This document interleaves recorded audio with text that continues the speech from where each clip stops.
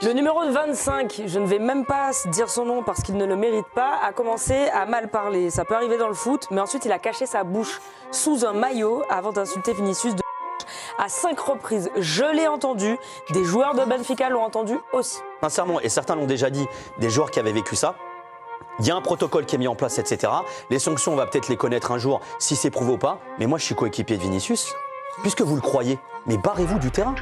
Mais faites-le et mettez l'UEFA face à ses responsabilités. Qu'est-ce qu'on fait dans ce cas-là? C'est-à-dire qu'à un moment, ça suffit de mettre des protocoles, des trucs, des machins. Les règlements, ça fait 20 ans qu'ils existent. Vous connaissez, vous, un joueur qui a été sanctionné? Le protocole, c'est pour Ah non, mais à un moment, tu les mets devant leur merde. Le protocole, c'est pour que le match continue de jouer. Mais c'est quoi le plus important? C'est que ça continue de jouer. C'est que ça continue de jouer ou qu'un mec qui se fasse traiter sur un terrain. Il peut faire cas de l'insulte qu'on lui signale.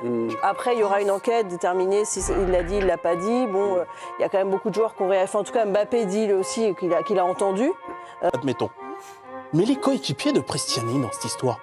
Parce que là, Kylian Mbappé, et je pense que pour qu'il le dise et qu'effectivement il y ait beaucoup de monde autour de lui, je pense que des joueurs de Benfica l'ont aussi entendu. Mais c'est ce qu'il dit. Exactement. Mais t'es son coéquipier. Mais c'est incroyable que tu laisses passer ça.